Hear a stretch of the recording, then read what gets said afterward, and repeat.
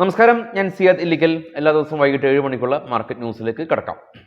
ബഡ്ജറ്റിൽ ഡേ ഉണ്ടാക്കിയിട്ടുള്ള ആ ഒരു ഇമ്പാക്റ്റ്, അതിലുപരി ഇന്നലെ നമ്മൾ മാർക്കറ്റ് ക്ലോസ് ചെയ്തതിനു ശേഷം US മാർക്കറ്റിൽ ഉണ്ടായ സീവിയർ ഫോൾ ഇന്ത്യൻ മാർക്കറ്റ് വീണ്ടും അടുത്തൊരു ഫോളിന് സാക്ഷ്യം വഹിച്ചു.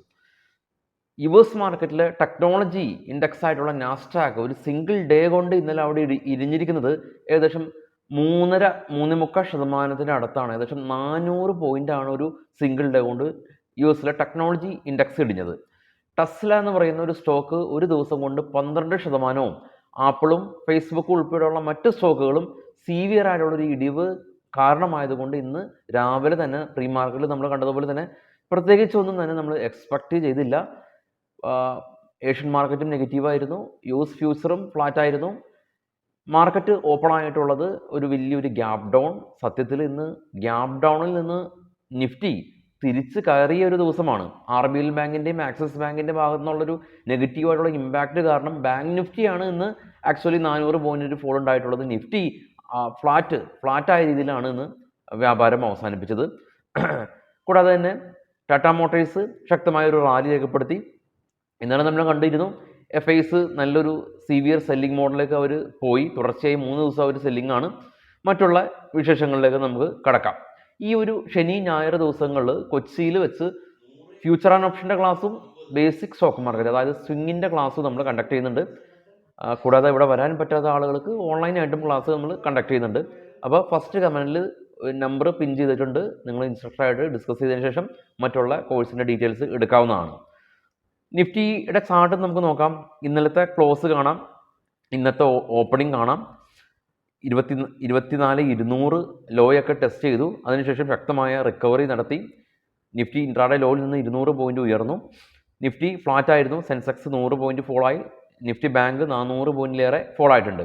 Tata Motors, ONGC, SBI life, BPCL, Sun Pharma തുടങ്ങിയ കമ്പനീസ് 3 മുതൽ 6% വരെയുള്ള നേട്ടം കൈവരിച്ചു. Axis bank, Nestle, Titan, ICC, Tata steel 2 മുതൽ 5% വരെയുള്ള ഫോൾ ഉണ്ടാക്കിയിട്ടുണ്ട്. ഗ്ലോബൽ മാർക്കറ്റ് നോക്കാം. ഏറ്റവും ടോപ്പിൽ ബിറ്റ്കോയിൻ $2,300 ഇടിഞ്ഞ് 64,000.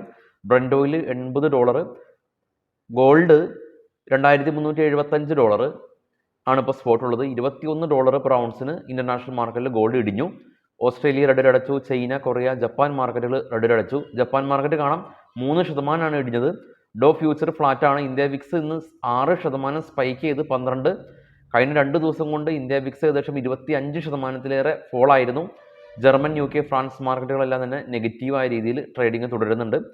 ഇതാണ് ഇപ്പോൾ ഉള്ള അവസ്ഥ. നമ്മുടെ മാർക്കറ്റിൽ മാത്രമല്ല, എൻ്റെ ഗ്ലോബൽ മാർക്കറ്റ് ഇടിവ് രേഖപ്പെടുത്താണ്.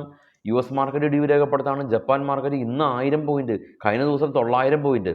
അപ്പോൾ ഗ്ലോബലി മാർക്കറ്റുകളിൽ ഒരു പ്രോഫിറ്റ് ബുക്കിംഗ് ആണ് ഉള്ളത്. അല്ലാതെ ഇന്ത്യയിൽ മാത്രം 2 ദിവസം ഇടിഞ്ഞത് കൊണ്ട് ഇവിടെ എന്തോ സീവിയറായിട്ട് എന്തോ പ്രശ്നം പറ്റി എന്നുള്ള രീതിയിൽ നമ്മൾ വ്യാഖ്യാനിക്കേണ്ട കാര്യമില്ല. നിഫ്റ്റി 25,000 അടുത്ത് വരെ പോയി. ആ നിഫ്റ്റി ഇപ്പോഴും നിൽക്കുന്നത് 24,300 ഓൾ ടൈം ഹൈയിൽ നിന്ന് വളരെ പെർസെൻറ്റേജ് വൈസ് നോക്കുകയാണെങ്കിൽ നിസ്സാര പെർസെൻറ്റേജ് ആണ് ഫോൾ ആയിട്ടുള്ളൂ. ഇന്നലെ നാസ്ഡാക്ക് ഉണ്ടാക്കിയിട്ടുള്ള ഒരു സിംഗിൾ ഡേ ഫോൾ പോലും നിഫ്റ്റി കഴിഞ്ഞ കുറേ ദിവസം കൊണ്ട് നമ്മളെ മാർക്കറ്റിൽ ഉണ്ടാക്കിയിട്ടില്ല എന്നുള്ളതാണ് വാസ്തവം. സ്റ്റോക്കിൻ്റെ വാർത്തയിലേക്ക് പോകാം. നെസ്ലെ നെറ്റ് പ്രോഫിറ്റ് 7% വർധനവ് രേഖപ്പെടുത്തി 746 കോടി. റവന്യൂ 3% വർദ്ധിച്ചു. ആക്സിസ് ബാങ്ക് അവരുടെ ക്രെഡിറ്റ് കോസ്റ്റ് ഉയരുന്നു എന്നുള്ള ഒരു കൺസേൺ കാരണമാണെന്ന് ആക്സിസ് ബാങ്ക് ഇടിഞ്ഞത്. കാനറ ബാങ്ക് 10% നെറ്റ് പ്രോഫിറ്റ് ഉയർന്നു. 3,905 കോടി രൂപ കരസ്ഥമാക്കിയിട്ടുണ്ട്. PG ഇലക്ട്രോപ്ലാസ്റ്റ് കമ്പനി ഇവരുടെ റവന്യൂ ഗൈഡൻസ് കമ്പനി വർദ്ധിപ്പിച്ചിട്ടുണ്ട് 8%. ടാറ്റ മോട്ടോഴ്സ്, ന്യൂവാമ എന്ന് പറയുന്ന ഒരു ബ്രോക്കറിംഗ് സ്ഥാപനം ടാറ്റ മോട്ടോഴ്സിനെ അപ്ഗ്രേഡ് ചെയ്തു. ആവാസ് ഫിനാൻസ് കമ്പനി 110 നിന്ന് 126 കോടി രൂപയിലേക്ക് പ്രോഫിറ്റ് ഉയർത്തി. ചെന്നൈ പെട്രോ കമ്പനി പ്രോഫിറ്റ് ഗണ്യമായിട്ട് കുറഞ്ഞു. 610 കോടി രൂപ ഉണ്ടായിരുന്നു കഴിഞ്ഞ ഇയറിൽ. ഇത്തവണ 340 കോടി രൂപ മാത്രമാണ് പ്രോഫിറ്റ് കരസ്ഥമാക്കിയുള്ളൂ. Adani green profit almost double ആയിട്ടുണ്ട്. 320 കോടി രൂപയിൽ നിന്ന് 629 കോടി രൂപയിലേക്ക് പ്രോഫിറ്റ് ഉയർത്തി. വെസ്റ്റ് ലൈഫ് ഫുഡ്, മാക്ഡൊണാൾഡിൻ്റെ പ്രൊമോട്ടേഴ്സ് നെറ്റ് പ്രോഫിറ്റ് 105 നിന്ന് 78 കോടി രൂപയിലേക്ക് പ്രോഫിറ്റ് കുറഞ്ഞു. എങ്കിലും കമ്പനി ഈ ഒരു ഇയറിൽ 45 പുതിയ മാക്ഡൊണാൾഡിൻ്റെ ബർഗർ ഷോറൂം ഓപ്പൺ ചെയ്യുമെന്ന് കമ്പനി അറിയിച്ചു. ലോറസ് ലാബ് കമ്പനി 24 കോടി രൂപയിൽ നിന്ന് 12 കോടി രൂപയിലേക്ക് പ്രോഫിറ്റ് കുറഞ്ഞു. PNB ഹൗസിംഗ് 350 കോടി രൂപയിൽ നിന്ന് 430 കോടി രൂപയിലേക്ക് പ്രോഫിറ്റ് വർദ്ധിപ്പിച്ചിട്ടുണ്ട്. മഹീന്ദ്ര ഹോളിഡേയ്സ് കമ്പനി 2 കോടി രൂപയിൽ നിന്ന് 5 കോടി രൂപയിലേക്ക് പ്രോഫിറ്റ് വർദ്ധിപ്പിച്ചു. വീനസ് പൈപ്പ് കമ്പനി 17 കോടി രൂപയിൽ നിന്ന് 27 കോടി രൂപയിലേക്ക് പ്രോഫിറ്റ് വർദ്ധിപ്പിച്ചു. Ujjivan small finance bank company net profit 7% ഇടിഞ്ഞു. 324 കോടി രൂപയിൽ നിന്ന് 300 കോടി രൂപയിലേക്ക് പ്രോഫിറ്റ് കുറഞ്ഞു. തങ്കമയിൽ ജ്വല്ലേഴ്സും 58 കോടി രൂപയിൽ നിന്ന് 56 കോടി രൂപയിലേക്ക് പ്രോഫിറ്റ് കുറഞ്ഞു. സ്റ്റോക്ക് നിന്ന് 8% അടുത്ത് ഫോളായി. ജ്യോതി ലാബ് കമ്പനി 96 കോടി രൂപയിൽ നിന്ന് 102 കോടി രൂപയിലേക്ക് പ്രോഫിറ്റ് വർദ്ധിപ്പിച്ചു. സ്റ്റോക്കിൽ നിന്ന് റാലി രേഖപ്പെടുത്തിയത് കാണാൻ സാധിക്കും.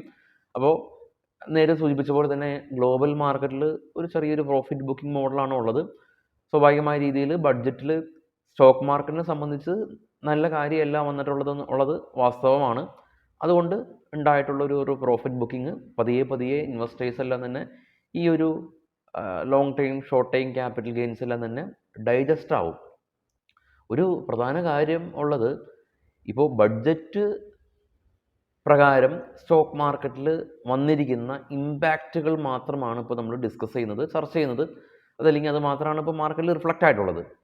ഈ സെബിയുടെ ഭാഗത്തു നിന്നും NSEയുടെ ഭാഗത്തു നിന്നും ഒരുപാട് ശുപാർശകൾ അതല്ലെങ്കിൽ സജഷൻസ് എല്ലാം തന്നെ കൊടുത്തിരുന്നു. അത് പ്രകാരം മാർക്കറ്റിൽ എസ്പെഷ്യലി ഡെറിവേറ്റീവിലും ഇനി അറിയില്ല നമുക്ക് ഇക്വിറ്റിയിലും എന്തൊക്കെയാണ് മാറ്റങ്ങൾ വരിക എന്നുള്ളത് അടുത്ത ഒരു 3-4 മാസത്തോട് കൂടിയിട്ടാണ് ഒന്ന് കംപ്ലീറ്റ് റീസ്ട്രക്ചർ ചെയ്യപ്പെടുകയുള്ളൂ മാർക്കറ്റ്. അതിനുശേഷമായിരിക്കും ആക്ച്വൽ ആയിട്ടുള്ളൊരു റിഫ്ലക്ഷൻ എങ്ങനെയാണ് മാർക്കറ്റ് ഉണ്ടാകുക എന്നുള്ളത് നമുക്കൊരു ധാരണ വരുള്ളൂ. അതിനു മുമ്പ് ഒരുപാട് റൂമേഴ്സും യൂട്യൂബിലൂടെ പ്രവാഹം തന്നെയുണ്ട്. ബഡ്ജറ്റിൽ അത് സംഭവിക്കും, ഇത് സംഭവിക്കും. എന്താ സംഭവിച്ചിട്ടുള്ളത്? നമ്മൾ പുറമെ ചർച്ച ചെയ്ത കാര്യമാണോ സംഭവിച്ചിട്ടുള്ളത്?